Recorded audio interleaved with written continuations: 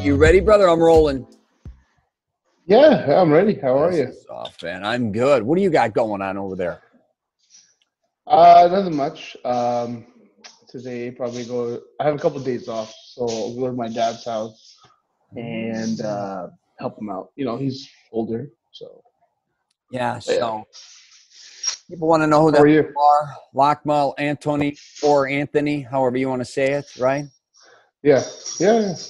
I call They you want to know who I you the Loch Ness Monster.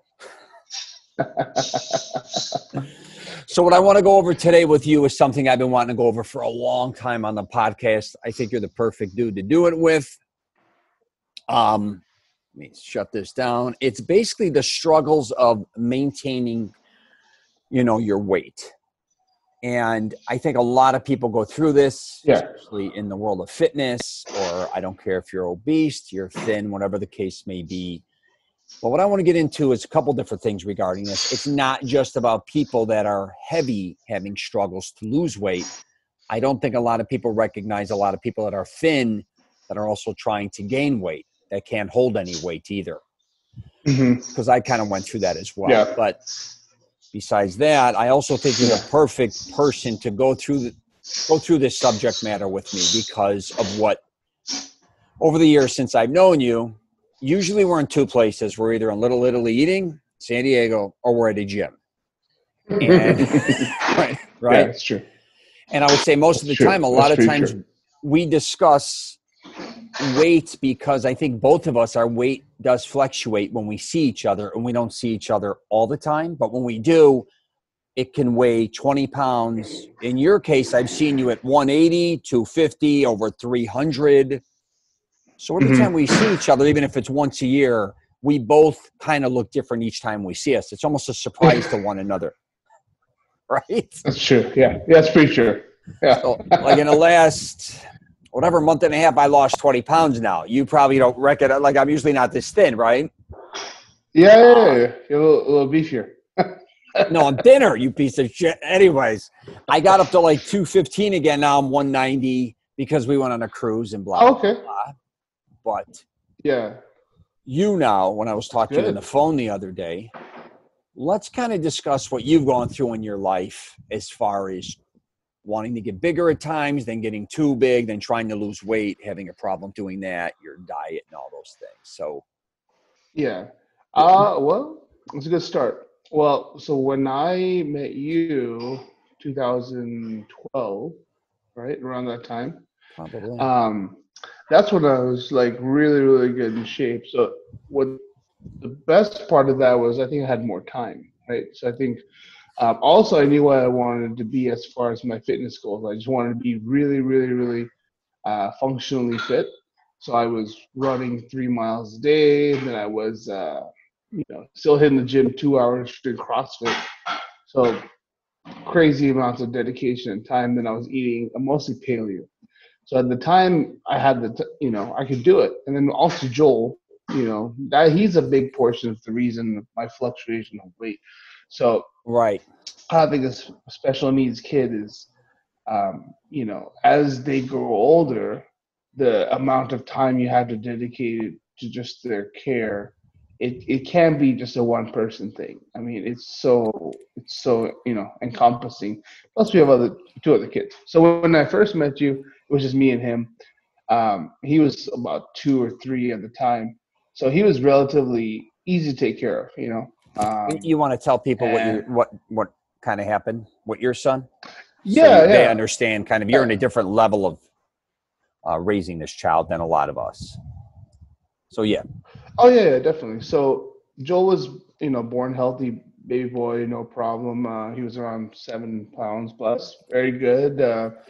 No complications, nothing. And then around 6 weeks, we realized he got bacterial meningitis, so we had to take him to the hospital.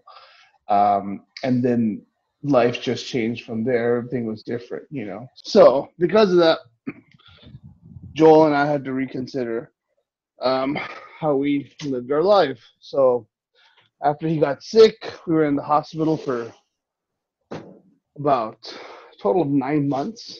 Mm. So I really didn't get to raise my child till he was out of the hospital, which was sometime later. Right. So yeah, and then at that time I was very heavy. By the way, I was probably 270 pounds. Mm. When I had him, I gained more weight, as you can imagine. So then started the 2 weeks, not 2 weeks, sorry, 2 years of working. I have to say possibly about 14 to 16 hours a day. So Yeah. mom stayed at home. His birth mom stayed at home.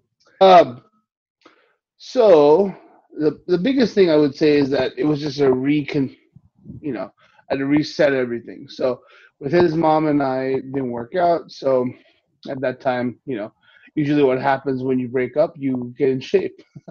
So I did that, and that's around the time I met you. Now Joel's needs just kept escalating. He's about a 10-month-old, 8 to 10-month-old mentally. He's now 11. Okay. So we're responsible for every part of his care, from eating, feeding, Sure. bathing, everything. But then also all his medications, his seizures. He has an oximeter he has to take everywhere with him. So those Mm-hmm. stresses add up. So fitness is just, it's really hard until you, until you really can make the time for it. Sure. And on top of that, things change. So around the time I met you, no problem. I was already in amazing shape. Um, and then I just Joel got bigger, and then at the time I met my wife, and who I'm with now, and she had 2 kids. So instant Brady Bunch, family of 5. So um, I maintained my weight probably for about 2 years, even through a relationship. You know, and then after we got married, that's when Joel's condition started to worsen. He had broken a leg, because he has very fragile bones. So that dictated a lot of how we tried to take care of him. Because now, after that broken leg, he has a spica cast, which is basically hip down cast, where it looks like a X because both your legs are joined by a bar. So it's crazy. Um, and that changed everything. Then also I was commuting a lot, so kind of summarize things. I ballooned up. I think I right now I'm probably the heaviest I've ever been, but up till about a week ago, because I've lost 10 pounds. But um, and I've also noticed that as you get older, it's really hard to take the weight off. In your Mm. 20s versus your early 30s, I don't know what happens. There's a switch, but I can't lose 10 pounds overnight like I used to. I could drop 10, 15 pounds in a day or two. Now it's just like, good luck. Really? So, yeah, I think my metabolism, my metabolism's not as good as yours. So, but yeah, so that's the biggest challenge I've had, is just time. Um, Right. and I think also motivation. I don't think people clearly understand the mental state you have to be in to completely um, to maintain your weight, right? I think it has to be a psychological thing. You have to value it. And I think I just lost my value. So every time I would try, I'd go 2 weeks. I'm like, all right, I'm killing it. I'm losing weight. I'm feeling good. And then just peter out because I didn't really value where I was before. I think now, I'll admit this, but I had really bad migraines about a week ago. It Mm. really shocked me. The doctor basically said, look, you're 33, about to be 34. You're over 300 pounds. You're going to college full time. You're a father of 3. You know, you're stressed out, and your weight's probably the reason that your migraines are getting worse. Mm. And it scared me. So, now I'm a lot more cognizant last week and a half of what I eat. I do yoga every morning for 30 minutes, stretch out my joints. Mentally, I de-stress better. I've turned off all social media. Um, I read a lot more. So I've begun to see that my health is a long-term value proposition, and I really started investing in that. So, kind of coming down to value. These last 5 years, I really have not put my health as a priority. So, Yeah. Well, I think what I've been doing a lot of podcasts with people that have lost weight. So I had Amber on there. She was 300 pounds, went down to I saw that. 130, right? Then I did Yeah, Mike yeah, yeah. Mango. I did my buddy Mike Mango, who was over 300 pounds. He's down to like 185. And Awesome. everyone loves the success story. Yeah. And in your situation, I wanted to get somebody on who's truthful and somebody I can talk to about this, because a lot of people, no matter what they say, when they're at their heaviest or at the point where maybe they're not their most comfortable, they don't want to talk about it. The last thing they want That's to true. be is exposed, publicly especially. Yeah. But me and you have always had an honest relationship. And Sure. I'm outside. It's a little windy out here. No worries. Yeah. So when I was talking to you, even on the phone, I kept thinking, you're the one person I know that has battled a lot of things in life, at your home life, personally, and in the gym, and with your weight. Yeah. Right? I mean, let's call it for what it is. And there's a lot of people out there like you. Some people, if they get stressed out, some people lose weight. Like when my daughter had a liver transplant, I was like 250 pounds for the first month, first year of her life. We were in and out of hospitals, but once she officially had her transplant, I must have went into shock. I dropped to like 195 pounds. So in a I remember you telling me about that. Yeah, I lost so much weight, where other people, when I know they get stressed, maybe they gain a lot of weight, right? So that's me. Yeah. And, back to people have to understand too, everything they do in their life, there's a reason behind them gaining weight or losing weight, but for everybody else, for everyone, it's a different journey, right? Yeah. Does that make sense? So none of us have the same genetics. None of us have the same lifestyle. I think when we see somebody overweight, we're like, truthfully, a lot of us are like, look at this guy, this overweight fat ass. Or look at this guy. Like, somebody who's too thin. Oh my goodness, they're kind of anorexic. Do they even eat? No matter, people don't want to say that publicly, but a lot of people think that. I don't care who you are, right? Yeah. And then if you're super fit, let's go that route. You're like, oh, he's on steroids. Oh, I bet he's got no life. Or that's all he does. Yeah. All he does is diet. No matter what shape you're in, people, I think, a lot of times judge you harshly. If you're too fit, people want to bash you, right? Or if you're too thin, if you're too heavy, they're kind of bashing you. Yeah. Right? I mean, no matter what, sometimes. Either way. Either way.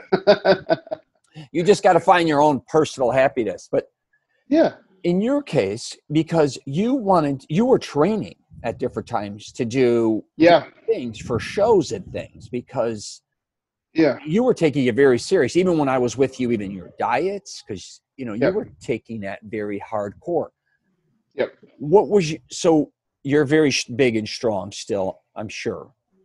Did you want to get into powerlifting? Did you want to start doing Tough Mudders? I can't remember. Or were you in the bodybuilding? What was it? I did a lot of CrossFit competitions, which is great, because that's right around the time CrossFit was really at its peak.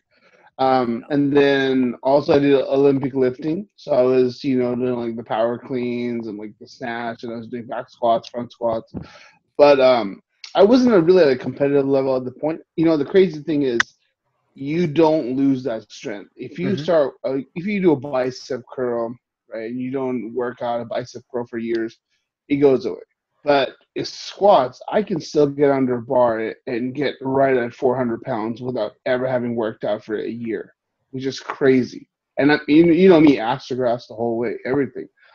But you don't lose that strength. So, I was really working on a lot of functional fitness and just training. And then towards the latter part, when I was right around the time I got married, I was bulking up because I wanted to I just wanted to get bigger, because I was 180, 85, 188, something around there. But I was really lean, and I wanted to have just I'm mostly legs. I'm all legs, really. And my upper body hasn't been that strong, I mean, especially compared to you. So I was just trying to pack on some weight. So I got up to like 215, and I was huge. I was eating 6,000 calories a day. I was still doing cardio, a 1 hour of cardio. It was just so much work. Yeah. So I think that probably had something to do with burning out. Yeah. And kind of coming back to your point, you were talking about how we judge, and I can tell you, I'll be honest, to this day, if I see someone who's like in really good shape, right, my instant go, oh my god, look at they have no legs. That's the first thing I'll look at, because I'm like, how are they training? Are they training just to look good and in a t-shirt, or are they actually looking like, hey, I can have a whole rounded package? Because everything I do in life, for the most part, I look at like a wholesome way of doing it, right? Whether if it's I'm going to cook something, or if I'm going to build something, or if I don't know, I just try to be a kind of a holistic kind of person, for mental health, whatever. But yeah, I still judge people, and I will be the first one to admit that. I mean, subliminally, I'm very empathetic if someone talks to me. But even to me, I can be very judgmental. I think the place where I'm really empathetic to people is people with disabilities. Because of you would be surprised at how much people discriminate against people with disability. Even to this day, you wouldn't think that's happening in 2020, but it's pretty bad. You take a kid around with a disability in a wheelchair, people always go, oh, there's either two reactions. There's either, oh, how cute, or something like that, or it's, oh, they're almost like disgusted, like you exist in this world, which is crazy, but it does exist. So I mean, we all judge in our own ways, but there's good and bad. There's, oh, okay, I'm concerned about this person. They're 450 pounds in a cart at Walmart, right? I'm concerned for that person. Or that's probably should be working out his legs more. So, Yeah. all I get right, it. I went off on a tangent there, but yeah. No, I get it. And I think we all first so, start judging. We grow up judging ourselves, I think, in the family environments we're in, and also where we grow up. Say you, for instance, you're in Southern California, right? And when me and you used to hang out in Carlsbad, I love working out at LA Fitness Oceanside. I love Encinitas, or if I'm in San Diego. And the reality is that's so much different than, say, a gym I worked out with in Florida that was more into, say, powerlifting guys or football guys, right? Because in Southern Cal, you got like kind of the Navy SEALs, Marines, CrossFit, guys getting ready for their marathons, triathletes, right? Or all these. That's a different environment. Then all of a sudden I go to Chicago. That's a different environment. But I really believe I call it reverse anorexiism. I talk about it all the time in a podcast. No matter how big I got, it was never big enough. And because a lot of my relatives and even friends were all just so much bigger than me, I was always a runt. So I was always striving to get bigger. And I think a lot of people that I have cousins that are heavy, they were always striving to get thinner. I'm just using these for an example. But we carry those things as we get older too. And we judge people maybe too harshly, because say we get to the point where I did get bigger and I got stronger. And then if someone's smaller, you're like, hey, get your head out of your ass, build some muscle, right? Get stronger. We even, and if you're too heavy, hey, like if I'm with you, I'll be like, listen, fat ass, lose some weight over here. It's, I think it's an honest approach. I mean, I get that sometimes I don't have a filter, and I mean it to be a fun type, and I want to inspire people. You always are. But at the same time, I may be saying things to people just like my family members used to say to me, hey, toothpick legs or pee-pee arms or, bird legs. That shit affects us. And a lot of us pretend it doesn't, but it does. Oh, no, that goes does. for, it does. It really does. And, in your case, you living in Southern California, I know even when me and you were hanging out in San Diego, it can be an incentive to kind of kick you in the ass to say, yeah, everybody here really does live a different lifestyle and is in shape. Right. And maybe overdoing it at times to kind of keep up. But then at the same time, if you can't keep up, kind of quitting and saying, man, this place is just too much for me. I can't. It's overwhelming how everything is so health driven, I guess you could say. Did you fall into that category, you think, Lack? Oh, totally. And I think especially with Instagram and social media coming out, I felt that fear of missing out, and I needed that. I'm a social guy just like you, and part of us feeds off being around people, that admonishment of just talking to someone and and getting, hey, you look great, good job. That's part of the thing that drives you to be in shape. And I do definitely feel the pressure here, but I would say that even more so with Instagram and Facebook. I mean, I would take pictures like with my shirt off, or I would take like flexing pictures, or I would take mostly whole body shots when I was in great shape. That's completely changed. Now I'll maybe do a face picture with my chest. I hate being in a whole picture because I'm just like, oh my God, I hate seeing myself like that, and it's terrible. And I don't know, part of me, like I look back, so as you know, when you first met me, I was like super religious, I was super like, going to church, all that kind of stuff. Mm-hmm. And that also affects my mental state because as I left the church and all these different things, I realized that that's another reason you'll never be good enough, right? It's kind of in the book for me, so that didn't really help. So my self-love is terrible. I'm probably I will always be harder on myself than anyone else. I'll be like, oh, you piece of shit. Like I always think you're beating yourself up a lot. Exactly. That kind of translated into my actual like fitness life too. So, now I'm finally on that mental state where I'm like, okay, I'm going to stretch. I'm going to be, I'm still really flexible for a big guy. I'm still really strong, even though I don't I can just pick up a 90-pound sack of concrete the other day at Home Depot like it was a toothpick. I'm like, oh, that's fine. And the guy's looking at me like, are you okay? Do you need help? Like, I went to Costco a couple weeks ago, and I had this gigantic box. I mean, it was so long. It was probably like 6 foot by 4 feet, 6 by 3. Right. And 2 people had to escort me out to the parking lot. And I was like, oh, no, I got it. They're like, sir, we have to do it. It's part of the policy. Okay, no problem. Yeah. I just, while they were turning around, I put it next to the pickup truck, and I just picked it up and threw it in the bag. And they're like, are you okay? It was 150 pounds. But, when you build yourself up, you can do it. And I'm only 33, so in my mind, I'm still 21, Right. So, look, and you don't change. Kind of coming back to your point, though. Sorry, I would say that I think absolutely being in Southern California, there's an expectation, right? And that really comes from the extremes that you're exposed to. And when you think Southern California, you think Laguna Beach, you think Orange County, you think San Diego. You think, okay, I live on the coast. I have to have a surfer bod. I have to be like, dating a surfer girl, and I have to drive a BMW convertible. That's just kind of how you have to think. But I think it's just another thing of what's portrayed. Southern California is a lot of people who are just trying to make it because it's so damn expensive.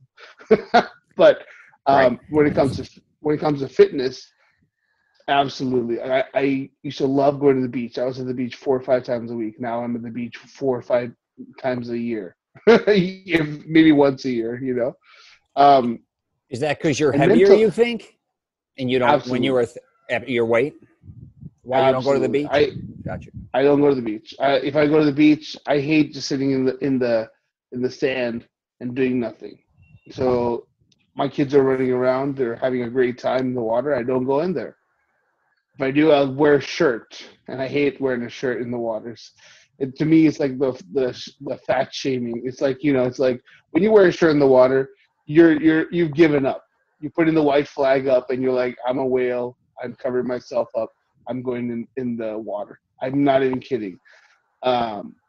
And it's really depressing, man. But the worst thing is, after you're done with that, after you feel terrible, you know what you do?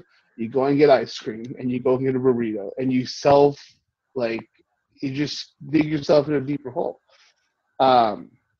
So I don't know. I think as I've grown older, I'm learning to detach from things like social media because I'm realizing that I'm relying on other people's reaction to kind of edify how I feel better about myself.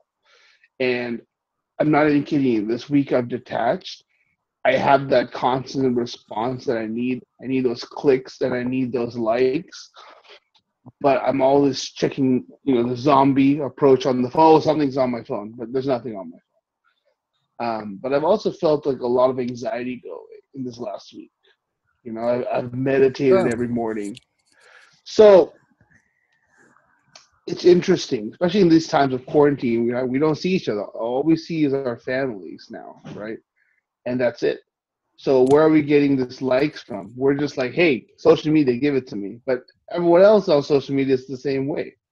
So California, I don't know. I keep going back and forth. Like California has a lot to do with it. I think if I was in the Midwest or like in Chicago, or if I was in, Indiana or something, I probably wouldn't care as much because you're always in layers anyways. But California here, everyone's in shorts.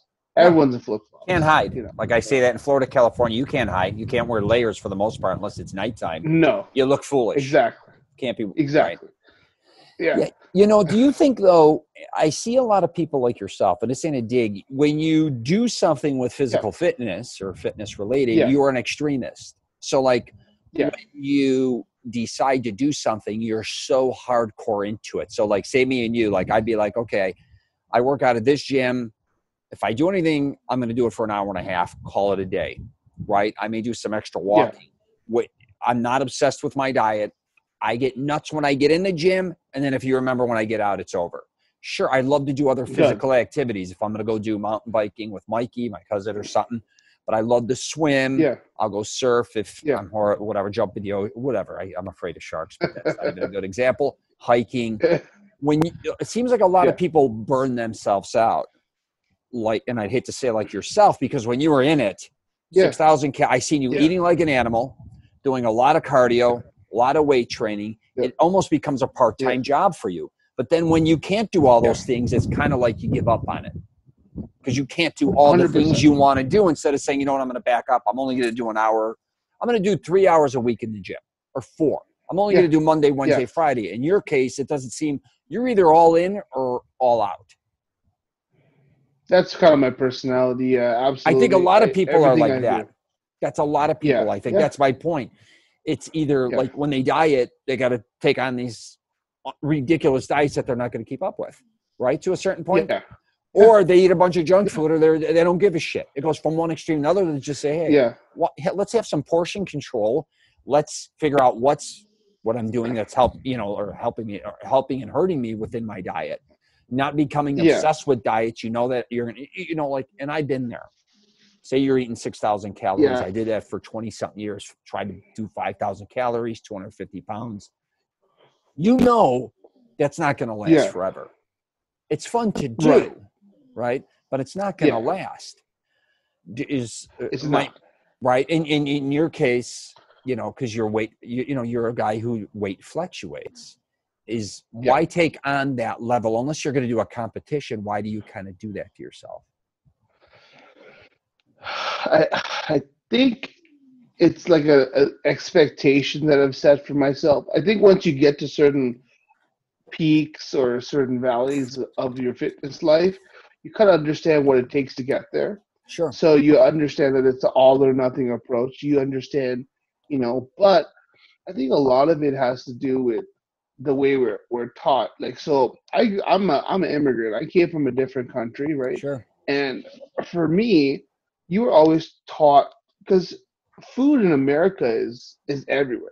You can always have access to food here. Where I'm from, it's not like that.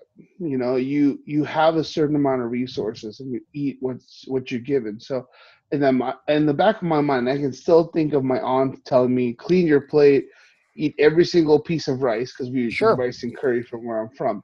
So even to this day, I cannot leave a plate without it being completely demolished. I can't let food go in the trash.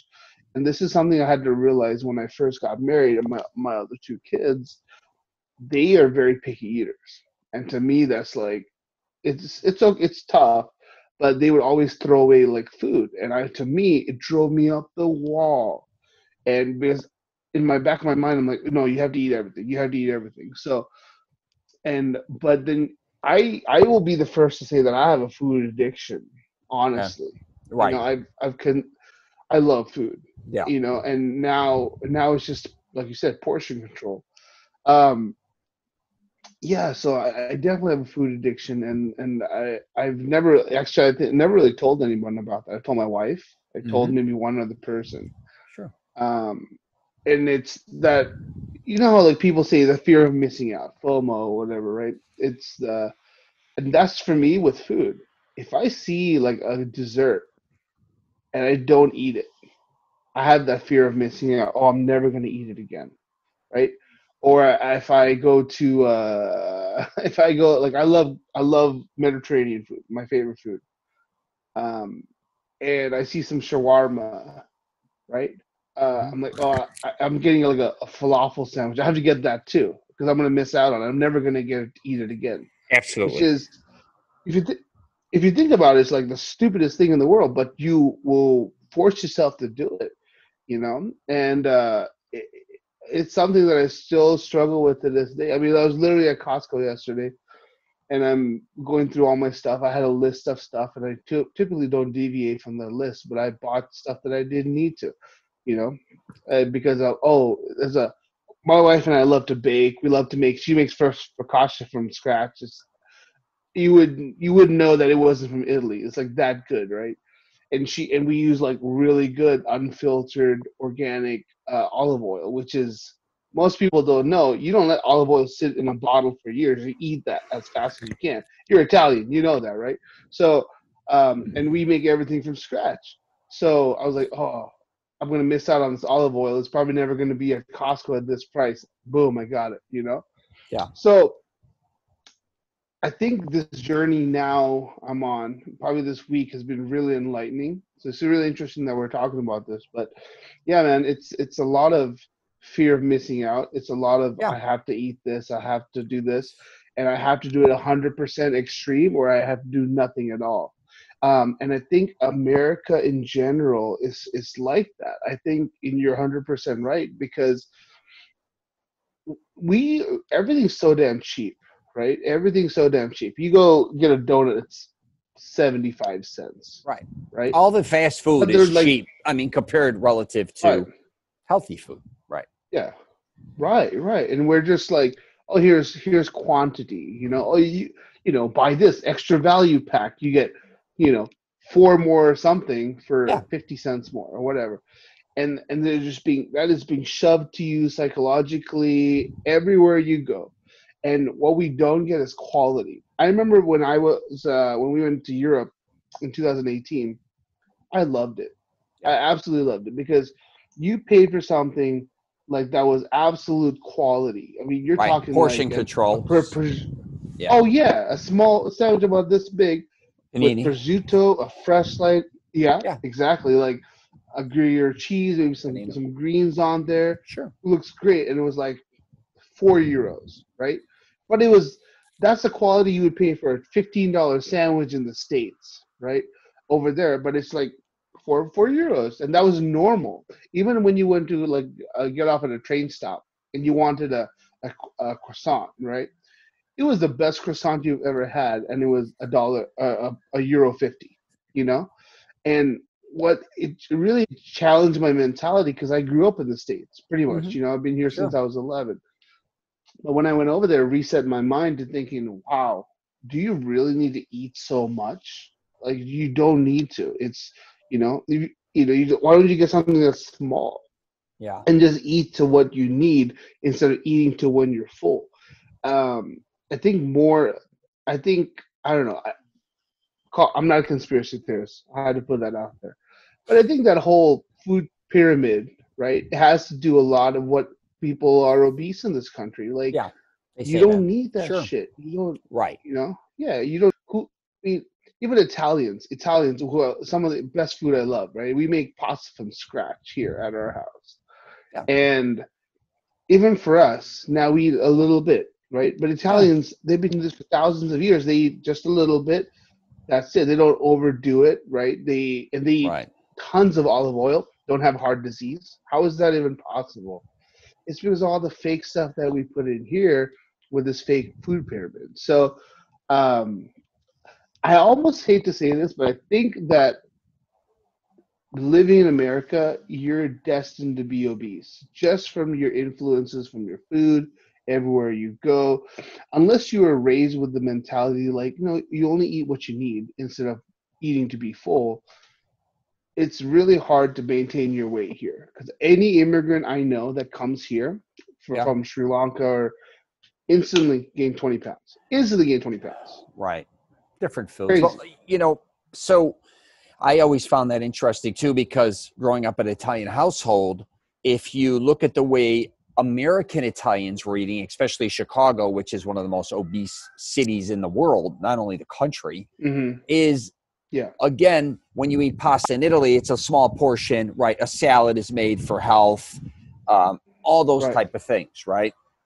Right. So Yeah. in our country, you get a pasta, they give you a pound of pasta. They're giving you huge meatballs. They're giving you huge sausage. The pizzas Yeah. are a lot more natural, let's say, in Italy. So I used to go back and Yeah. forth with even when I went to Italy and stuff, you can tell how come, let's say, Europeans in Italy, all my cousins and all them, they're thin. They don't work out with weights, but they're thin. A lot of my family members in Right. Chicago, let's say they're all obese, they're all heavy, right? A lot of them Yeah. are heavy. I used to say I worked out as hard as I did so I can eat whatever I wanted to eat. That was my Yeah. theory. That's fair. And I used to goof Yeah. around and say, I'm the only jealous streak I really have is with food. If I go to an Italian restaurant, you know this, I kind of get caught up and I want everything. It's almost like a kid in a candy store that says, I want this candy, I want this. And you start eating, back to us being Americans and one being able to afford to do that. But I just, like, if I see plates coming out or different dishes, I'd be like, I want this, I want that. Oh my God, I want that. I was more concerned sometimes, even if I was eating what other people were eating than what I was actually eating. I was almost jealous that I didn't order Right. this. Why didn't I try Yeah. that? Right? Instead of being Yeah. happy with what I ate. But here's something Yeah. I wanted to get back to too with you. Do you think you're the Yeah. type of person? I think there's a lot of people here like this. I call them kind of people that work out for the trophy, right? Or the award or the medal. Yeah. When you That's fair. yeah, a lot of people say, well, I notice when you work out, if you're getting ready, if you put it in your mind, say, I'm doing it for a show. And I just went through this with Mike Mango. He may have had problems losing weight over the time, but I mean, he wanted to get in shape. He got in shape. But then when he decided, I want to do a show, another gear kicked in. Now, all of a sudden, he is watching everything he's eating. He is working out differently. He's being more consistent. But then you take the Yeah. show out of it, let's say, not in his case, but say, all right, we're not doing a show, not doing a Tough Mudder, we're not doing anything. Then all of a sudden, it gives people almost the flip side to say, you know what am I doing this for? Am I doing this to walk on the Yeah. beach and look thin for who? Am I in shape? Why do I got to be in Yeah. shape? I'm married. You know what I mean? What's the difference? It's irrelevant if I'm in shape or Yeah. not to a certain degree. A lot of people just can't work out for the sake of working out for their health. They don't look at the long road. They're not saying, you know what, if I stay Mm. healthy now for the next, because it's for life working out or trying to stay in shape. A lot of people just look Yeah. at it in small increments. Like, I'm going to do a show, it's going to Right. be in 6 months, and I'm going to do that. And then what? Like, it's more like you should be saying, hey, I want to live a lot. Every year I want to be healthier, not more unhealthy. Right. And I shouldn't have to do it because I'm Yeah. getting some award or for some social media presence. But in your Yeah. case, do you think you do better? Like, if people have to have Yeah. that award or Um. that it's almost a competition with themselves. I think there's all Yeah. these different things Yeah. mixed in, because when you Yeah. were competing or when you wanted to compete, you had a different mindset. Then when you weren't competing, I Yeah. noticed you had another one. Yeah. Uh. Yeah. Yeah. I think I would definitely do it for the attention. I don't think now being in a place of, you know, a lot more self-awareness. I think a lot more humility. I would say that, yeah, I totally did that for attention. I would. I mean, I, part of the reason I would be in shape is so I can just well, I was single, and of course that really helps when you're in really good shape and you're single. But secondary also really helps when you have a goal that you're working towards.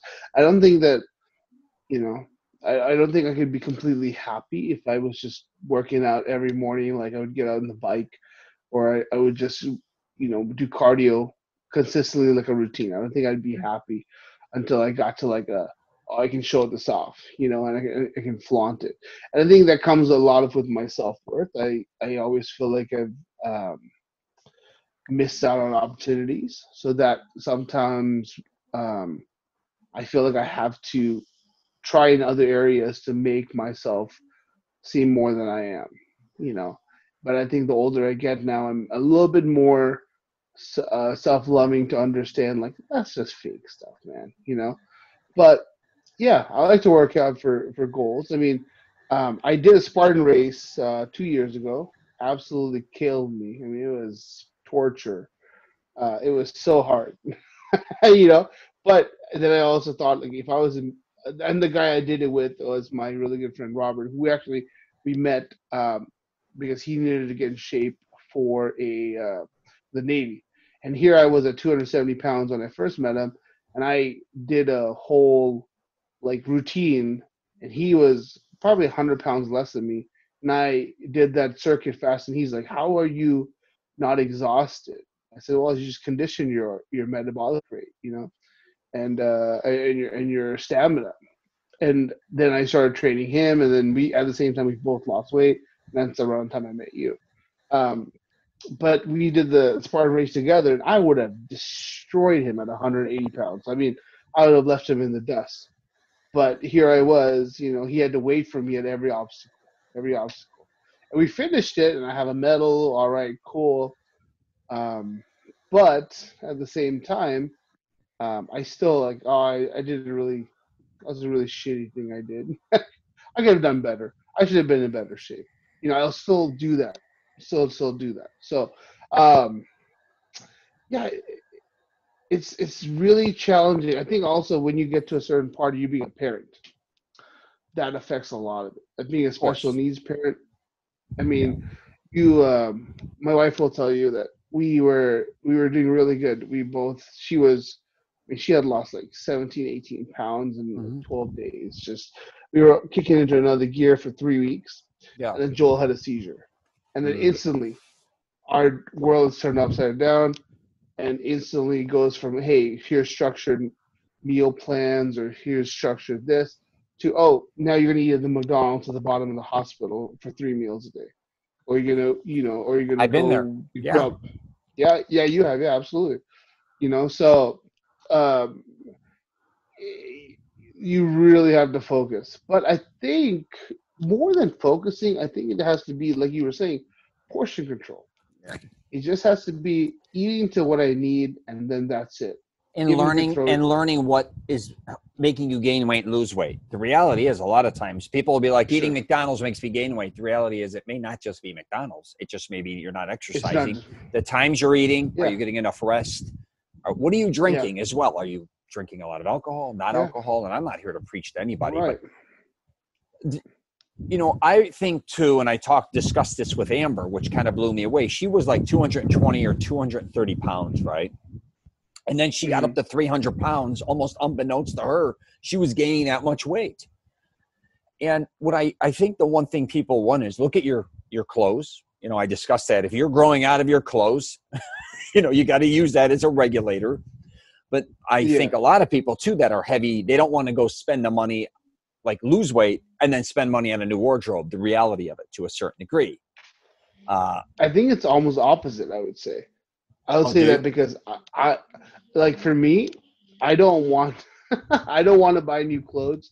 Like when I'm getting bigger, I don't want to buy new clothes. So that Exactly. forces me to, you know what I mean? Yeah, I yeah, think it goes yeah. both So ways. it does. Absolutely. Yeah, yeah, yeah, Oh, but I yeah. think the true test is, how do you feel? When I was gaining weight, the reality was I wanted to be 260 natural. I was 250. I felt worse than I ever felt my entire existence. And I had to say, you know what? This isn't working for you. Yeah, in the gym, I'm stronger Right, than I may have ever been, right? And I may right, have had an right. image. I'm like a 3-4X shirt. I love that image. Yeah, You know, I loved yeah, every aspect, but then I can't go up a flight of stairs without feeling like I'm going to pass out, or open gifts without sweating profusely. I'm out for dinner and all I'm doing is, right. And everywhere I go, I'm uncomfortable. So kind of right, sometimes you got to realize what you sometimes want isn't always exactly what's going to fit you either. So you may want to be right. 180 pounds, The reality is you may never be able to hold 180 pounds. Maybe you That's can, for sure, yeah. but maybe not. Yeah. It's too hard on you, Locke. I'm just saying, maybe Yeah. 200, Yeah. 220 would be a better fit. Maybe it's 240. That's I don't know. right. But maybe over 300 we know may not be working for you. We get it. Oh, it's definitely not working. Right. Yeah. But I'm saying a lot of people won't take a realistic approach on where they should and shouldn't be. That goes for guys losing weight or trying to gain weight. Like I was saying earlier, I was on the flip side of you. I kept trying to get bigger and heavier and hold it. And that made me feel shittier. On your case, on the flip side, you're always kind of maybe trying to lose weight. And just because you're losing weight doesn't always mean that a certain weight that you get to, like 180 or whatever, makes you feel better. Again, you may look at yourself and say, I love it because I finally have abs and I'm shredded, but you may feel weak, not as strong. And it may just take too much time and effort to get and hold that. Yeah. Yeah. I think I could naturally, even if I was to like be, let's put it this way, to be at 180 pounds was a lot of work, because naturally I think I'd rather be around like 200. Like you're right. So even now, I don't set my goal at 180 anymore. I set my goal at being at like 240 right now for the meantime. And it just has to be incremental, right? So I've, of course, completely given up sugary stuff. I drink maybe like 4 ounces of orange juice if I want some. And I just say, okay, let me just taste it. That'll be enough. Done. Or if I get a soda, like, I'll get like those cute little tiny glass bottles of Coke. Perfect, that's good, but I'll drink that maybe once a month or something. But I really have to get out of this idea of like the fear of missing out. Like just because I don't drink it now doesn't mean I'll never have it again. I mean, I'll admit this. The worst thing for me, I love Popeye's fried chicken. Yeah, I like their chicken sandwiches. It's delicious. Yeah. And I mean, that's the only thing, that's like my kryptonite. I love Popeye's fried chicken. Okay. And so for me, even if I was in really good shape, and a few years ago when I had lost like 30 pounds. I didn't tell anybody. I was just really proud of myself. Sure. You know what the kryptonite was? Every time I would drive home, in my mind, I was like, I should get off this exit and go get Popeyes. I fought that every single day. Yeah, and it's terrible, So my wife, and now we don't really eat out at all. Maybe once a week. We make everything at home, and that's really helped. But I don't think anyone, when they talk about being big, or when they talk about being small and then being big, I don't think anyone really talks about the food addiction that they really do have. And I think it's psychological. Especially if you watch TV. I don't watch any TV, any cable TV. I watch YouTube. I love YouTube. I love learning. I watch Curiosity Stream on Masterclass, that kind of stuff. Awesome. Great investments. But I think if I was watching TV every day, I would be even bigger. I'm not even kidding you, because I'd be inundated with McDonald's everywhere I go or whatever, Right. And even though I think McDonald's is disgusting, I would eat that in a heartbeat because those fries are delicious. Yeah, right. There's always a little something at every place that's good.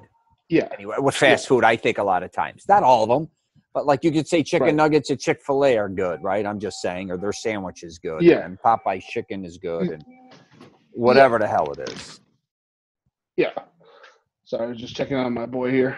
No, that's okay. You want me to pause it? Oh, you're fine. You're good. Yeah, he has oximeter that I check on. Hi, buddy. You see me? I see you. Too dark. There you go. Cool. So. Yeah, you were talking about the addiction issue too, like you said with television, which I used to say about gambling when I used to, gamble even when I was younger. We started booking, we started taking bets and living that lifestyle for a long time. I said, no matter where you go, you can't avoid sports for the most part. Right. If you like sports in any way, shape, or form, I don't care if you're sitting at a bar, I don't care if you're watching TV at home with your friends, social media later on, you can't avoid unless you kind of close the whole world off. And I think food's the same way. You can't hide. I don't care if you open a magazine. I don't care if you're looking at the internet. I don't care if you're watching television. I don't care if you're driving down the street now. You are going to see food. And my friends go through that all the time regarding him not wanting to pull over. And I think one of the, I think Amber discussed that as well, being kind of a closet eater and not a lot of people even knowing that. And I think I have friends like that as well that will, and a lot of people lie. They're like, McDonald's is shit. I wouldn't go to Burger King. I won't go to Arby's. I won't go to Popeyes. I won't do this. They're all full of shit because the reality is they do like it, or they are pulling. And they do go there. They do go there. Right? I mean, right? They're just not doing it socially a lot of times. God forbid someone went to McDonald's and said, I love the Shamrock Shake, or I love this, or I love this, because I think they would be shamed, which is ridiculous. I told Rhea I would love to do, because she loves all fast food. Not all fast food, all, I guess you could say chain fast food restaurants, whatever. Chick-fil-A, all of them. She don't care if it's whatever it is. She is down with it. I don't know one that she doesn't, maybe Carl's Jr., and that's not a dig on them. That's just something I don't think she likes, or maybe Checkers, or a few. I don't think she was raised with them. But a lot of our culture and how we were raised is why we like also, I believe, going to these places or eating that way. A lot of times we know it may not be healthy, but it's fun. Like I grew up in Chicago near Oak Brook, Illinois, which was where corporate headquarters for McDonald's was. All my elders were more Italian beef, Italian sausage, everything Italian. Paninos, paninis. Everything. I don't care if it's a meatball sub, but we as kids grew up with McDonald's. And I was fortunate enough to go help my uncle who was painting McDonald's corporate headquarters and the university. But I like McDonald's. And my dad won't touch McDonald's. He almost makes fun of me, right? To a certain degree. But I can see where I'm going to is a lot of times we say, hey, I'm going to eat McDonald's one day, right? But then 3 days later, you're eating Popeyes. Then maybe 2 days later, you know what I mean? You're at Burger King, hypothetically. And then 2 days later, you're ordering a pizza. How that shit, sometimes you don't realize how much of that type of food you're eating. Oh, yeah. Oh, no, I was just going to say, but what I always found interesting is, and I want to tell people this, you got to realize a lot of times, too, you can't carry the burden of sometimes eating shitty food and let that weigh you down for your workout or for the week or the month ahead. Because some people will be like, I can't believe I had a pizza and McDonald's this week. I feel like shit. And then they're miserable for that day or when they go to work. I'm like, dude, in a month, you're never going to remember that McDonald's meal. You're not going to remember that slice of pizza or that extra slice of pizza you ate. Move on. Sure. Just move on. Yeah. You did it. Yeah. You did it. Accept it and move on. You did it because you wanted to do it. You don't do things a lot of times because you don't want to do it. Yeah. Yeah, absolutely. I think you hit the nail on the head for sure. I think also I think with the advent of social media, and especially now with technology and being able to edit everything that is seen by your followers and your viewers, right? Like this type of conversation is free flowing. There's no editing, anything going on. But what you see, 99% of everything, especially the younger generation, it's curated, it's fixed, it's edited, right? That is so dangerous because it's not reality, and you see these, and a lot of these people too. You look at any Instagram model out there, most of their shots are photoshopped, right? They're done by professional photographers, and most of them have plastic surgery. I think it's a lot of naive. People are very naive to think that a lot of these social media stars don't have butt jobs, or they don't have, and you don't understand that until you've actually been in the fitness industry or, understand how body mechanics work. You're like, that's not right. You can't form a butt like that with legs like that, kind of like that thing. And I think also a lot of it is because of us curating all these different types of content and what we're exposed to, that actually ends up being a really bad thing, because now we just outsource our happiness to those type of things, right? So all these people that you're talking about, oh, I don't go to McDonald's. Yeah, they're outsourcing their food for convenience. They're just going, oh, you know what? Yeah, I'm just going to eat that because it's convenient, right? Sure. And it's cheap sometimes. It's cheap. It's and it's convenient. cheap It's sometimes. accessible. Right. Yeah, I don't even know though, because I mean last time I went to McDonald's and I got something, it was like $10. I'm like, what the hell? And I feel like crap afterwards. I don't even feel full sometimes, you know. And you get a gigantic soda, you know. I I've been doing a little thought experiment for the last week, and I started doing everything in serving sizes.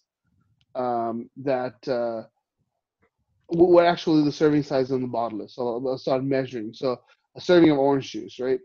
So we think, okay, in our mind, we think a 20-ounce glass is one serving of orange juice. It's not. It's only about, Yeah. yeah, it's 8 8 ounces, ounces. right? I was gonna. And Yeah. that, yeah, which is nothing, right? I mean, who drinks 8 ounces at Right. one time? I don't. I drink like 25 ounces if I could. And if you go to the closest restaurant, if you go to Denny's or whatever with your kids, give me a large. Like, you know, and Yeah. it's terrible, but that's 4 times the what you need for one serving of anything. I think people would be shocked to think about how much we think about. For when I think about eating a steak, in my mind, you know, I'm like thinking a 20-ounce steak. That's a steak. Yeah. But you don't need a 20-ounce steak. You need an 8-ounce steak. You know, I mean, a tiny little steak. That's all you need. Something that's good quality. Um, yeah, there's just a lot of fake stuff going on, and I think people are fooled by the fact that, you know, all these people that are in shape, they don't eat the stuff. That is a bunch of garbage. I know some of those people that are Instagram models or top level athletes. It's pure genetics. These guys eat like garbage. They show up, they perform at peak levels, and they go away. It is completely a different thing, and that's what no one's really willing to talk about. So now I think it's changed a little bit because in the last 5 to 10 years, athletes are at the peak performance they've ever been. You can't now these days you can't eat crappy and perform at the top levels. Now if you're going to be like a top level athlete, whether Sure. it be powerlifting or whatever, you have to eat to perform at that level, right? Sure. But that being said, I know a lot of guys who are Olympians. I actually know a few Olympians, and they eat burritos. I would say every single day. You You know know. what, too, Lock? You Yeah. just mentioned it. I was going So to bring it up. Genetics, right? So when we're talking genetics here, yeah. a lot of people have to understand that, and I discuss this all the time, they don't pay attention, is everyone is built different than someone else. Sure, you may look like someone else, but take me and you're 5 foot what? How tall are you? 5'5". Okay. And Five say six, 5'5". I used to be Yeah. 5'10", whatever the case may be. I'm just using just Yeah. us two, for instance. We're not Right. opposite, but we don't have really anything in common from the way we are structured from top to bottom, really. So like a lot Right. of people comparing themselves to what other people are doing or Yeah. the shape Yeah. that they're in is so ridiculous. You have to understand that It you have to is. work with what you've been giving no matter what. You are not going to be me and I'm not going to be you. That could be height, width, strength, uh, whatever it could be, even our core, Right. our arms, our legs, everything is different. But I don't think a lot of people realize that. They kind of have, again, unrealistic expectations to say, I want to look like Arnold Schwarzenegger, and you're only 5'5", hypothetically. I'm not saying you. Yeah. Right. Yeah, I 100% agree with you, but I think until like you understand the fitness industry, I understand the fitness industry. 90% of people don't, right? People don't understand how much of a genetic freak Arnold was. I mean, he is an absolute genetic freak. Like he looked 80% of his Olympia when he was like 18 years old, right? And just working out. And this guy didn't even have nearly access to drugs that we have now when it comes to bodybuilding, Or the right? equipment, or the information, or the diet, anything. Absolutely. I mean, this guy, I mean, people really, this was in the 60s and 70s, Arnold was doing this, right? That's crazy. Like that he could achieve that. I mean, the guy would take off years off and still have a 50-inch chest. Like, and to guys who understand to work out, no one has, let's put it this way, no one has had the chest that Arnold has had in modern bodybuilding. You look at the top guys like Sergio Oliver, you look at Serge Nubret, you look at classics, even Frank Zane, right? Sure. Frank Zane, symmetry-wise, was so much more superior to Arnold, right? Yeah. Probably the greatest, most godlike image of a bodybuilder that's ever been. But Frank Zane never got any attention because Arnold was 50 pounds bigger than he was and just dominated him. So that's how much of a genetic freak he was, because Arnold took years off, came back and swept the Olympia. Now there's some discrepancies about that, right? Everyone knows that it was fixed, but everyone also knows, that Arnold was a freak. I mean, and this is how it was. Even Lou Ferrigno, the guy who plays second to Arnold all the time, was a genetic freak. And you see all these bodybuilders now, right? There's the days of being able to work up to that level of Olympia is gone.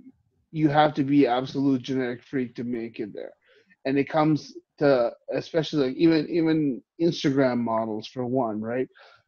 I can't tell you how much I loathe having to pull up my Instagram feed every day and think every single girl is an Instagram model. It bores me to death. People I know who are doctors and lawyers who are doing their side girl pose with their butt sticking out in the wrong way, it annoys the crap out of me, because I'm like, I just want to see my friends being my friends, not pretending to be something. But then again, I was guilty of that because, well, I think I was partially guilty of that, because I would say that I never did all that kind of stuff, like where I was like posing a certain way or whatever. But I would edit my photos, sure. So I'm guilty of that. But I feel like we can't even be our true selves anymore because we're trying to be someone else. And genetically, there are certain people that are just genetically gifted, and until we understand that, like, it's fake to think so. Even like if you look at Kim Kardashian or whatever, right?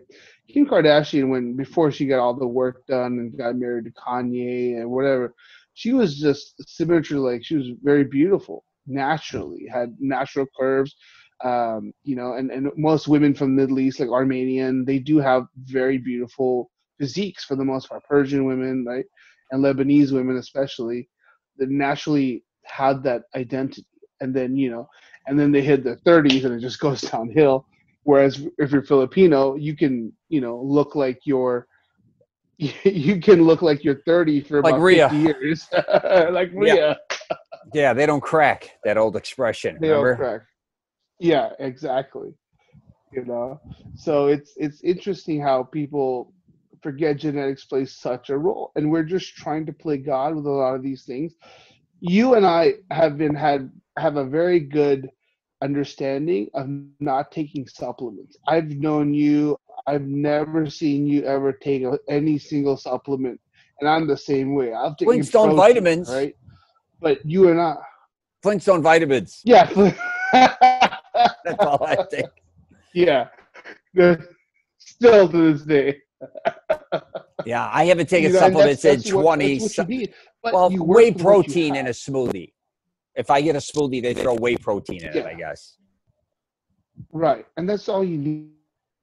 Yeah, I'm not really. yeah. I have guys, friends of mine. Yeah, it's annoying. Yeah. So, no, go ahead. Sorry. No. I was going to say whey protein is the only. I did a whole podcast on when I was trying to gain weight in my early 20s, let's just say, or mid 20s even. I was taking Gainer's Fuel. I was taking this stuff in Orlando, Florida called Hot Stuff. It was all sold over the counter GNC. We took Genesis weight gainers, and then we took like Animal Packs, Natural Sterile Complex. I don't know if they're placebos. Yeah. I don't think they were regulated back then, but when it came to gaining weight, I did gain weight because there's so much sugar, I would presume, back then. I can't remember. It's 25 years ago, if not longer. But I realized for me, mainly just eating a steak a day, a lot of chicken, and I ate anything in my path. But again, genetics, my friend, I will admit, I'm very fortunate. I thank my mother and father all the time. I can eat and do, even at my age, I'm 50, I can still eat and do a lot of things most people can't. I can still gain weight very quickly if I want, lift heavy weights and have a lot of strength, or I can trim down just like I did. Because right now, with the coronavirus, we can't go to our gyms. I only have my complex gym, and the dumbbells only go up to 50. So how much size am I going to hold? I'm not going to keep eating. So I said, let me drop down to 190 and see how I feel. And I feel really good. But I know I lost some size, obviously, and strength. back to having a realistic. That's not noticeable. Well, I have a realistic approach on certain things, which took me a lifetime to learn. I think what happens with a lot of people is when you're overweight or when you're heavier, you don't think you're going to be happy till you hit a certain weight. And a lot of times you may hit that weight, but you realize I'm not as happy as I thought I was. Going both ways, Correct. From thin to heavy, heavy to thin. Because like you may say at 180 pounds, I'm going to look this way. And then you get there and you're like, oh my God, I don't have that much strength. I don't look the way I thought I'd look. I don't have a six pack. Yeah. Now what's the next move? Yeah. Right? Yeah. Yeah. I didn't mean to cut you out. I was going to say, I agree with you. I think I look back, there's a period of time that I was extremely happy with where I was. And that was right around 195, 200. That was a time I could just say I was eating not pretty much whatever I wanted, but I was eating still pretty healthy for the most part. But it was more when I felt like I needed to eat, when I needed to do something, right? But the best feeling for me fitness-wise is being able to feel good in your skin, but also if I need to go run 4 miles, I've never been much of a runner, but I love to run, which is weird. I'm just limited by my feet. And I would love to just go run. I would love to go bike. I would love to go be outdoors. I love the outdoors. And here's another thing I also say, like my wife is amazing. She's an amazing person, has absolutely taken on the responsibility of Joel and our other 2 kids head on, and she's done a phenomenal job. But she is not an outdoors person. So I think a lot of that has to do with, maintaining your goals. Like when we were dating, we would go out on hikes all the time. We would do fun stuff like that. But things changed, and Joel changed our life completely. But I was gonna say that the person that you're with has to have a like mind in their fitness journey and what they eat if you want to maintain it, and you have to align that. But that being said, people who are like that are very neurotic, or they're very self-absorbed, and I didn't want that in my long-term relationship. So I had to kind of sacrifice the fact of, okay, am I going to be with someone who's going to be dedicated to their fitness journey all the time, or am I going to be with someone who's happy and who really she's really my ballast in a lot of ways. She helps me really understand. And she's helped both of us achieve kind of our place in life right now, which is a good thing, right? Because we've been able to really take care of the family, so which is important. So I would say that kind of coming back to your point of people need to understand where they're supposed to be and not be focused on these genetic freaks and all these different things that are unachievable. And you're not going to be happy when you get there, because and kind of coming back to our whole conversation is what it takes to maintain that. Oh my God. Absolutely. Are you willing to wake up every day at 4 a.m. and run 3 miles? Are you willing to, to not have friends and just, meal prep twice a week? Let's be honest. A lot of these people don't talk about that. They just see, oh, here are my results. But they don't talk about hey, I don't get to spend time with my friends because I'm so involved in my fitness journey. Or I do this full time and I get paid X amount of dollars to promote this brand, right? So I can afford to not have a full-time job because I can just live here. A lot of the Instagram people don't talk about this, and I know a few people with 1 million followers or whatever, and these people, they paid for their followers. They live they share a room with someone because they don't really make much income, right? Because until you're at the 1 million plus, you're not really making any money because you're not getting paid to promote anything. So a lot of these people most are broke. Facade of, most are broke. Exactly. Most bodybuilders, powerlifters that I grew up with, they're broke because between the supplements and food, it destroys them. Plus, they can't even hold jobs unless they're trainers, hypothetically. I'm not saying all of them are bouncers, right? That's why most go into Right. wrestling or go into play, things in that nature so they can make some money. But for the most part, as you know, they're most Yeah, professional I mean, just like, bodybuilders, not even professional, but just bodybuilders in general, power lifters. A lot of people obsessed with well, fitness are broke, a lot of them. well, yeah, I mean, you see a lot of people who are, previously were models are now in exotic dancing. It's just how it works, right? It's like a chain, right? If failed people with failed dreams end up in different parts of society, You have guys who are, guys like you said, who are amazing bodybuilders just can't make it, and they end up becoming bouncers and whatever, or they end up joining the military, either or, So, yeah, I think to understand like the metastasis, right, is to point find the point of normalcy in your life. Um, it's really hard, and like you said, you're at 50 and you understand where you are, you understand your body. Most people don't. Most people don't. No, they don't pay I know, attention to their body. They neglect it like everything else a lot of times. It's like your bank account a lot of times. If you exactly. don't have money, you want to neglect Yeah, it. You look at your body, I don't like yeah, the way it looks, I'm going to neglect it. Instead of right. taking time to figure it out and make things better, they almost make things worse to a certain degree. Because the one thing you can't bullshit Yeah, is your health, I always say. You can't hide from yourself. It's not like I could leave this body and go into someone else's. you Even can't. though a lot of people don't realize, It's a reality check. yeah, they don't even realize that to a certain degree. Like, this is it. Like, this is the one, like, what is that saying? This is the one car you got. Drive it till it Right, drives right. you no more. Yeah, If you beat the shit out of yeah, it, it's not going to last, just like anything else, right? yeah. Absolutely. I don't think there's enough. So weirdly enough, a lot of people I see who are older, right? I pay attention. I'm an observer, and I pay attention to a lot of people and society and culture. And I always really admire people in the Vietnamese culture, Southeast Asian cultures, who are in their 80s and they can do a full squat to the ground, right? And then here you are in America and you see people in their 50s, right? Or like, I mean, you're in your 50s. Think about that. You're in your 50s and the great shape you're in, right? And yes, you have genetics. But think about all the people that you go to Walmart, and I never go to Walmart, but the one time I do, I'm reminded why I'm at Walmart. And it's nothing against people who shop at Walmart, just saying Of that course. people are in carts, right, who can't walk. Yeah. They're so obese they Right. can't walk. And as society, we've just said that's okay. That's okay. We can mitigate your symptoms. We can make you live longer. Your life's gonna suck.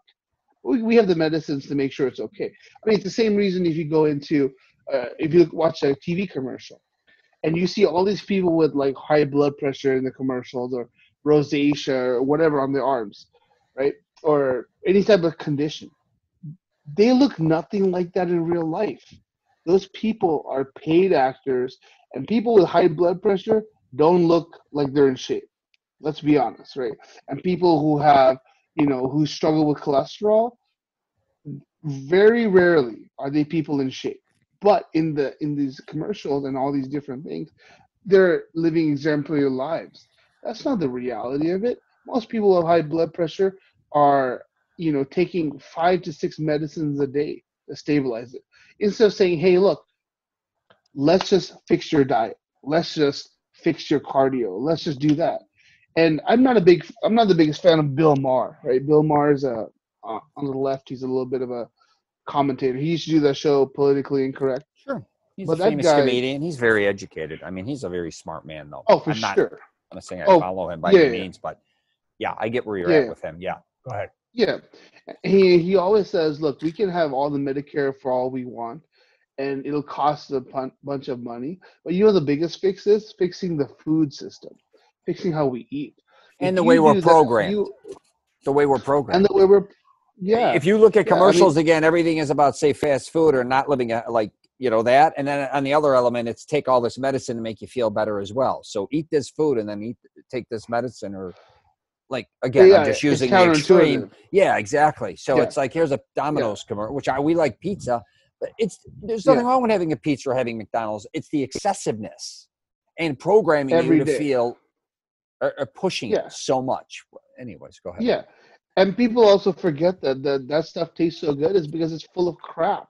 Like let's not really like Domino's. Love Domino's. I think their crust is delicious. Right, $7 for a pizza. You know, but my Right. wife and I can make we can make 5 pizzas for $7 at home. And her if you see how good her pizza is, your mom would be proud. Like, and your mom I know is a great cook. Right, so it's just crazy. Like you just offshore your responsibility, but the reason all these fast foods taste good is they're full of so much oil, so much sugar, right?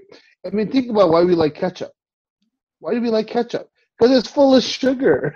It's delicious, I know you know? I You can mean, eat sugar ketchup. is the worst thing. I love sugar. And as you know, that's the Same. that's the one component that no one seems to really want to back up on. Let's call it for what it is. I don't care if No. it's like you said, orange Yeah, for juice. sure. I don't care what it is. Yeah. Yeah. Yeah. Butter and sugar are And is it brutal. yeah, I'm not really I'm not against butter. I think butter actually, if you moderate it, right, it's probably a better source of fat than most of the refined oils you get. Hmm. You know, most of everything. Because I mean, think about it, everything that we have available on our shelf is processed to the nth degree. That we lack so much vitamins and nutrients. That's why when I get olive oil, I'll get some expensive olive oil because I'll have a teaspoon of it, but the quality of the nutrients that are in it is amazing, right? And you know, even balsamic vinegar. I love balsamic vinegar. It's one of my favorite Yeah, things. I Just love to them both. do some crack yeah, just crack some pepper, you know, and just dip some bread in it, boom. But now what I've substituted instead of bread is I'll just use like some vegetables, you know, or whatever. But coming back into it, I guess I would say it's a big shift in your mindset. You have to make it a lifestyle. If you try every time I failed at losing weight, every time I failed at uh, just getting in shape, it's because I never made a lifestyle change. It's because I went to the extreme. I said, okay, my family's going out to eat. I'm gonna bring my own food, and I'm gonna eat at a restaurant with my Tupperware. Not even kidding you. I know. Instead I of used to see saying, you do it. hey, yeah, yeah, I I think we used to went to do it. Little Italy once. Or, yeah, No, you brought a bunch. Usually, in Little Italy, eat a lot of protein there, but yeah, other yeah, yeah, yeah, places you'd usually not.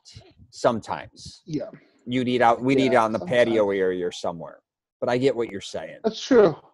Yeah, well, I think it's just crazy that why can't I just practice some self control? Why can't I Exactly. say, okay, you know, let me just if Richie's gonna have a piece of lasagna, let me just get a antipasta salad, right? Because I mean that Right. lasagna is really good, I and like it. Mona Lisa. at Mona Lisa so good, but I still get a number 8 with prosciutto, like at the sorprese the sandwich, right? Oh The my god, caprese sandwich, you're saying. caprese, The yes, caprese, yes. and then I would add the prosciutto. You kind of jumped on me with that Oh one. I yeah, I did. I totally stole your thunder. And I still get those little cherry, you Oh know. yeah, you like the But yeah, olives. Yeah.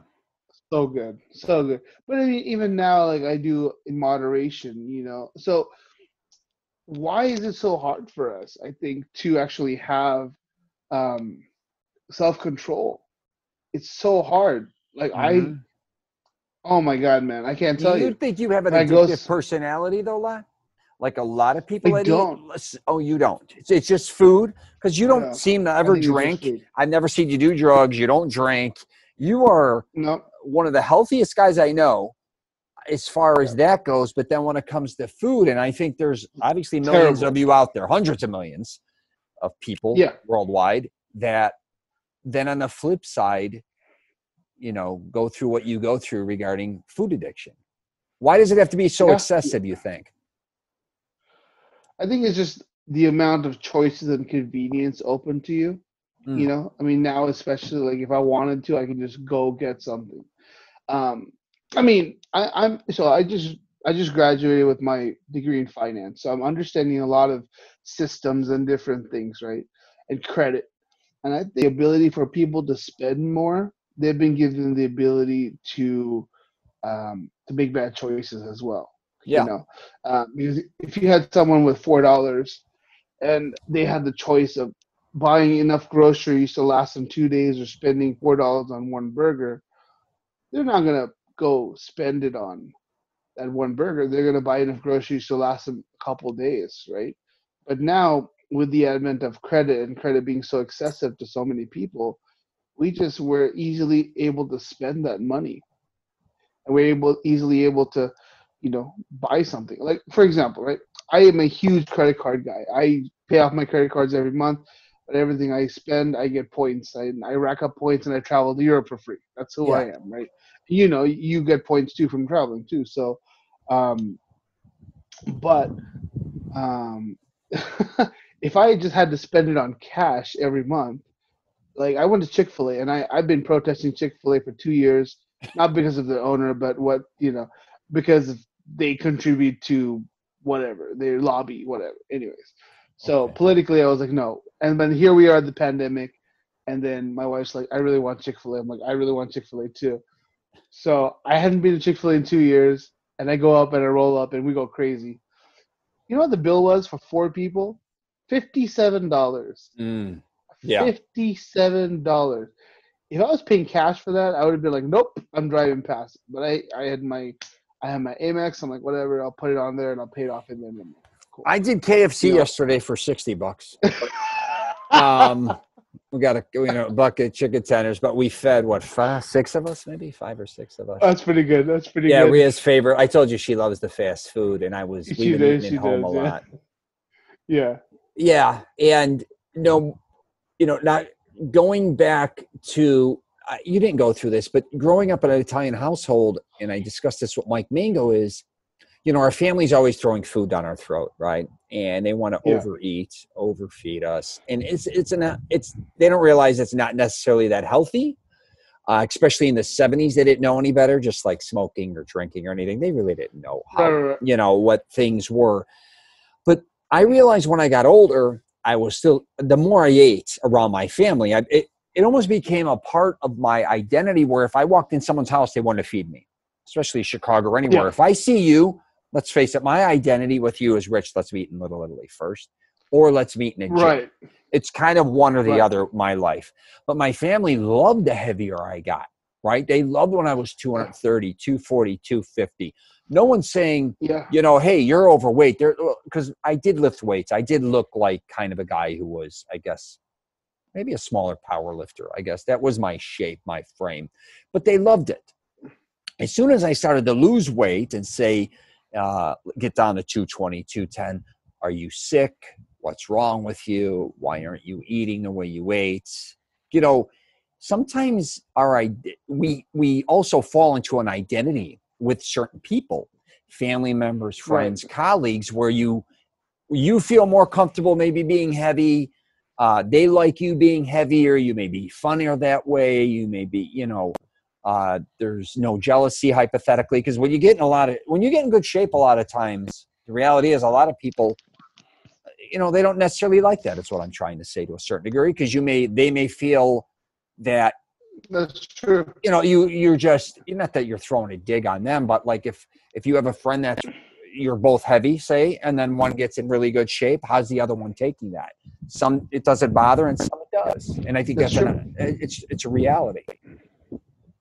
Yeah. So I went through that with my family, not wanting me to be thin. And I'm like, you'd want me to be fitter, wouldn't you? Yeah, but we liked you when you were big and heavy and you ate all the time and you ate all our food and you'd eat 2 or 3 portions. And I'm like, yeah, but I'm almost 50 years old now. I can't keep doing that. But in their minds, because I have a lot of heavy set family members, the aunts, uncles, they don't care because they're heavy.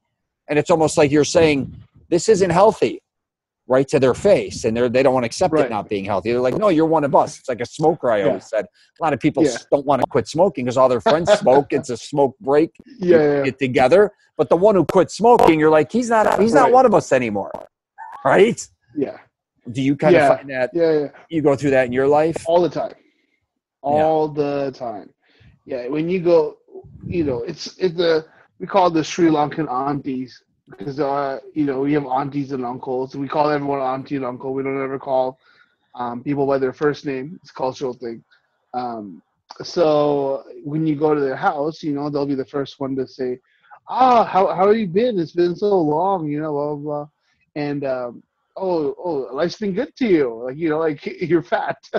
But then they're like, oh, come eat, and they shovel food down your mouth, and you're like about to like finish, and you're like, gasping for air because you're so full. Oh, come eat some more. You know, you don't get to eat very often, you know, and that's the mentality, you know. In the Mexican culture, it's the same way. My wife's Mexican, and they get down on their food's relatively healthy. You would think that Mexican food is not healthy, but it is, because you know Taco Bell is not Mexican food. Most Mexican food is like just, you know, lots of vegetables, beans, rice. Yeah, the rice is not healthy, but um, it's like cactus or chilies or onions or tomatoes, you know, or salsas. I mean, it's pretty relatively healthy stuff, and a lean meat like a carne asada or grilled chicken. That's how Mexicans eat traditionally, you know. Yeah. And of course tortillas, but you don't have to eat tortillas. But yeah, no matter where you go, it's like we celebrate eating together, right? But no one celebrates eating a salad, you know. Exactly. Yeah, yeah. Although a good salad is pretty delicious, but um, portions is ridiculous. Portions are ridiculous everywhere we go, everything we do. With my kids, I was telling them when I was growing up, my parents and I, we would go to McDonald's and they had those 29-cent cheeseburgers, 39-cent, you know, whatever. And we would share, whole family would share an order of large fries. Like that's how it would be. Now my kids are at the point where we don't really eat often, but when they go, they have to get their own meal. And when you go to Chick-fil-A, a 12-count nugget meal is $11. Mm-hmm. $11. And they get a large fry and they get a regular drink, you know. But that's the scale of how we've changed the diets of our kids. Like when we were growing up, it was just different. The family ate off the value menu or something, and you know, maybe it's an immigrant mentality, but you would never get the number two or whatever. It would just be, oh, everyone gets a 99-cent cheeseburger or a chicken sandwich, and then you would share the fries. That's how it would be, and each person would eat $3. Now, like with my kids, I can't even, you know. Of course, I try, but Yeah. it doesn't always work out that way. It's like even ordering pizza now. You get 2 pizzas for the price of one, hypothetically, or then you got to get wings, and then you get some chicken tenders, and then you know whatever else. Then you get a 2-liter of soda. It's excessive. Yeah. You know, I went through this too, Locke. Like when I was younger in my 20s, especially in my mid-20s, I started to come into a lot of money, and I was working a lot. And I think an image starts to come into play too. If I didn't have a lot necessarily when I was younger, but I always ate great food. But when you start to come into money, as you know, you're eating out a lot more, right? And it could be steakhouses, it could be Italian restaurants, Mexican. But my point being is I remember my buddy when I was gaining weight, we were always eating in restaurants. He's like, "You're fat." And I said, "I know I'm gaining weight." He goes, No, you look like you're fat, like wealthy. Like an image too with a lot of guys is when you're out eating a lot, drinking a lot, excessiveness, it becomes really a fun part of your identity that you can go out and eat every night out, all different types of restaurants, all different types of nightclubs. It could even be gentlemen's clubs or whatever. And you kind of fall into this certain lifestyle. I'm not saying you're falling into obesity, but you're definitely, even though I was working out a ton, I'm working out very hard, but I'm eating a ton too, but I'm not eating necessarily at the best places, or I'm overeating, especially like steakhouses and things in that nature. But you know, and kind of you could do the same thing with fast food, right? It's kind of, you may have not been able when you were younger to eat all those fast food because you couldn't afford it, or your dad didn't let you get the French fries you wanted. Now you're your own adult, and now I can eat as many fries as I want. And I think a lot of people go through that with food, especially if they didn't have a lot of money to eat whenever they want. Like when you're an adult, especially if you're single, you can kind of eat whatever you want whenever you want. I mean, you're not going to be maybe going out for steak and lobster every night, but if you wanted to, you could probably do it a lot more than when you were 18, 19, 20, especially guys getting out of college. Holy shit. All my lawyer buddies now own their own firms in Chicago. And I remember a lot of them went from the doghouse to the penthouse, even though they had student loans. But I was kind of always in the penthouse for a long time because they were going to college for, 7 years. And all of a sudden, these guys, you start hanging out with all my buddies, even when I was making films in the city of Chicago, we're all eating steaks every night, Italian restaurants, and then we're smoking cigars, and then you're drinking, and it becomes a part of a lifestyle. And I think regardless if you don't have a lot of money, you're eating a lot of fast foods, maybe excessively. And if you have money, you all of a sudden are eating a lot of foods that on the flip side maybe not good either, even though they're in better restaurants supposedly. So if you're eating these big steaks that have been dipped in butter all day, yeah, they're delicious, but how many of those you're eating a week, right? Or how many, you're going for it's food is a monster part of our culture, and we don't want to admit it. Right? I mean, eating is more important than almost being in shape. It's not even what we're eating. It's just we just love eating, right? I don't know. We do, and in excess overeating. and large quantity. Overeating, yeah. Overeating. Nothing is like, America is like the only place that we really don't do like small finger foods, which is really interesting. Yeah. Italians do, right? Italians do. You'll have like small little sandwiches or whatever. They'll do something unique where you'll have your own pizza. In Italy, it's like, this is my pizza, but it's usually just something very simple. So it's pomodoro, like tomato, mozzarella, and say some basil maybe, or some olive oil over the top or something. But it's not, again, like we get a pizza and you're getting all these different types of things on it. It's also made it's called for what it is.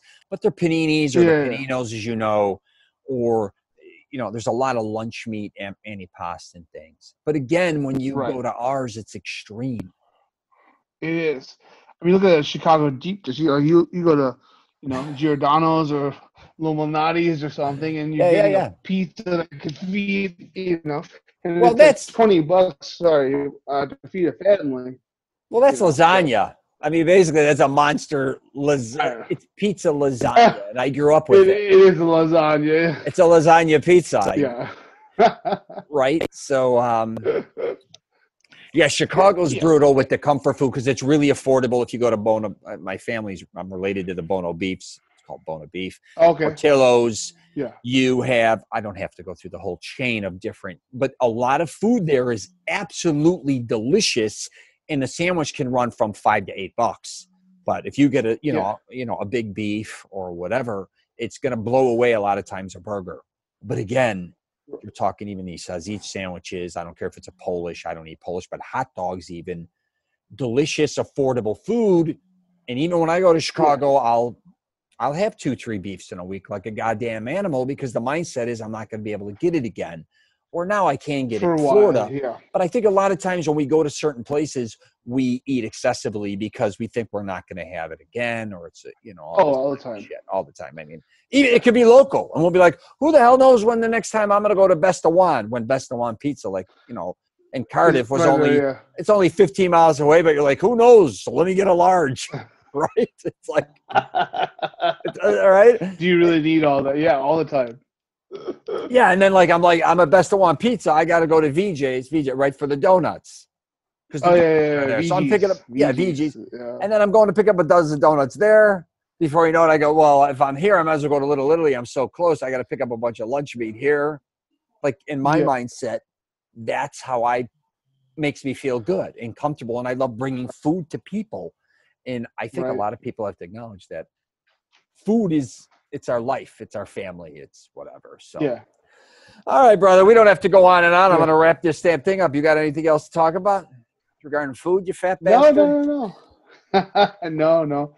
It's just, it's a mentality. It's a lifestyle you have to accept. If you're not going to do it, you have to look at it realistically. I think just understand where you want to be and make a calculation of what you're willing to, I don't think really sacrifice, but what you're willing to change to achieve that. That's all I would say, And I think for the first time in my life, I'm at a place where I can kind of understand where I want to be and what it's going to take to get there. So, and you're young. I'm happy. You're young. The one thing I was thinking about, because they came out with that new picture of Adele yesterday again, and they showed another picture of her losing weight. It was quite interesting because a lot of people, they shamed her when she was heavy, and we discussed it, and then they're shaming her when she's thin. What in the hell has society became when you fat shame, you thin shame?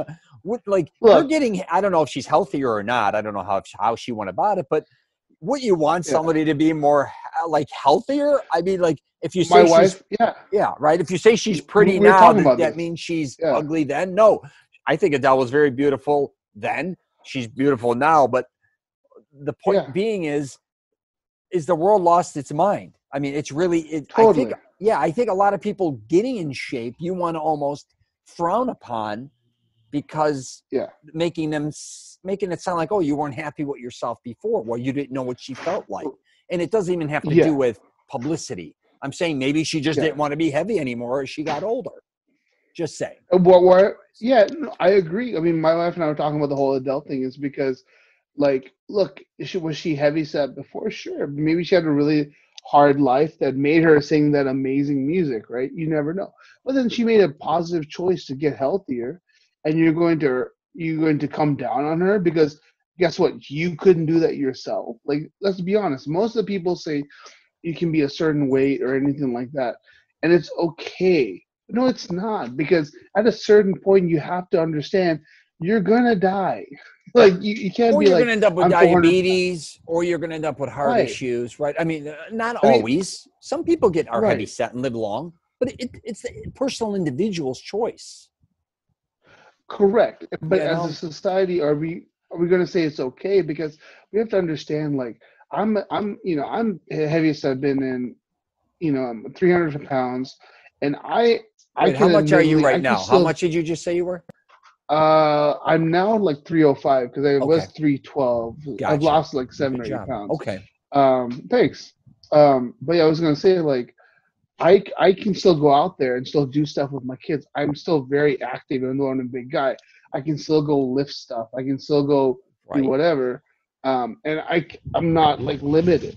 But I myself understand that, there's a point when a model or a guy who's 400 pounds, and we're like, be proud of who you are. That's absolutely right. Intrinsically, like, who you are as a person. But at the same time, we shouldn't like acknowledge that being that amount of weight is going to be a healthy thing for you, right? Because we just like look up the positivity, and we completely like don't look at how being that is going to be bad for you. We just live in this idyllic way of like, yes, let's accept only one part of what is good, and let's go ahead and toss away most of this situation that is bad. And I think that's what happened with Adele. Like, good for her. I think anyone who's been in a position secretly underlying, everyone's like you said, they're jealous, right? They're like, oh my God. Or they're insecure. That girl. I mean, it's the they insecurity. are insecure. Did you like her because she was heavy and because she could sing, or do you like her just because she could sing, or now you don't like her because she's thin and can sing? Like, people have lost their minds. I mean, they have lost their mind. I have a close buddy of mine, Locke, who's bigger. He owns one of the best gyms in Chicago, boxing gyms. Yeah. He can run unbelievable. He'll outbox. He'll do 10 rounds. Like, if you looked at him, you don't necessarily think that of him. And, he always body shames himself. He's like, I'm a fat, I'm this. I'm like, Jim, you're in amazing shape. You look great, I think. But to him, he's out of shape and he thinks he looks, I'm like, no, it's actually, I think you look great. So it is funny how we perceive ourselves, and how, like we discussed at the beginning, how we do judge each other. But if we're at a point in life or in society where we're shaming people for trying to live a healthier lifestyle, then I think we've really lost our minds. I really do. I think we have. Yeah, I do too. Because no matter what anyone does, there's a problem. If you get too fit, you're insecure and you're doing it for attention. If you get too heavy, you're, you're obese, and you don't care about anybody, your family members, because now you could die of a heart attack. You got problems there. There's always a goddamn problem. Anyways, so. I think also it's also how much you allow into your mind. People forget that your mind is like a sponge, right? And it can only hold so much. And if you're constantly allowing yourself to be around these people that are just constantly, like, people always make fun of the liberal left or the far right, whatever. I've detached myself. I'm very politically minded, but I detach myself from a lot of stuff right now. People realize if you absorb so many of those negative ideas from either right or left, you're going to be towards one extreme, right? You as your person, just like the food you eat, your mind you have to moderate the content that goes into your mind, right? For me, it was cutting off social media because I knew that I'm very politically engaged and I read a lot. So when people say something about Trump or whatever, my mind is, no, I know that's wrong. Let me prove you wrong. So for me, it was a bad idea to be on social media because I knew that I wanted to It make wasn't that helping person you. who Right. it wasn't helping me, right? So No, the I reality of a decided, lot well, of this is just negativity. Either way, exactly. right? Either it could be the food you eat, or it could be what you watch through your eyes, or what you can hear. And I noticed that when it comes to stuff like Adele and stuff like that, we can't have actual subjective opinion that's our own. We have to emulate someone else's opinion. We can't look at her and be like, "Hey, great job, Adele. Adele, you sing amazing. That's amazing for you. I'm happy for you." Yeah. But because of all the other BS around us, we have to take those other perspectives. We have to now send it through our head and project something that's not really ours. I think deep down, if you ask most people, they would be very happy for Adele. Yeah, They I won't. would They won't too. go, oh, and most people wouldn't go, oh, you lost weight. Or why aren't you happy in your own skin? Like who would think that? No one would think that. Only very insecure, stupid people would think that, right? And I'm not well, sorry if you're listening in and I'm calling you stupid. I don't mean that. I mean that I think it's a very negative, dark place that you're in to come up with an idea like that. You should. At the end of the I day, think the bottom line is people need to worry more about themselves than others. for sure. I mean, Yeah, that's the for sure. reality. I think I more got. people Yeah, vent. More people are interested in venting about others than really taking in their for own sure. health issues than anything Yeah. else, I'm right? I'm guilt. just saying. I'm guilty of that. Yeah, I'm guilty of that too, though. I have to say, I have ideas that probably are not healthy, but that's why we can't form our own opinions on anything because we gravitate towards things that satisfy our opinion rather than creating our own. So, anyways, All right, brother. I'm I going to just wrap try. it up there. Thank you for Yeah, coming on man. here and taking an honest approach on this because it wouldn't have been easy for me kind of going back and forth with somebody else that I know is at a point in their life where they're at their heaviest, right? Because like I said, most of Yeah, them I'm at where they're their thinnest or where they actually feel very good about themselves. I'm not saying you don't yeah. feel good about yourself, but No. I understand. I know exactly what you're kind of going through sometimes. And I went through it Yeah. as well. And it's just great to have somebody to bounce off of regarding that subject. And Likewise, brother. yeah. All right. I will see you Yeah, in San Diego soon, my friend. I look forward to it, and All right. we can moderately eat some Italian food. Not get ridiculous. We're going to eat like animals. We're talking all Awesome, portion man. control. I'm going to have lasagna. We're going to have the subs. We're going to, oh my That God. prosciutto. I look forward to it. Oh my Yeah, god. All domestic right, man. imported. We get crazy over there. All right, So brother. good. All So right, good. I'll talk to you All right, man. later. I'll see you later. All right, Take bye. care. Bye bye.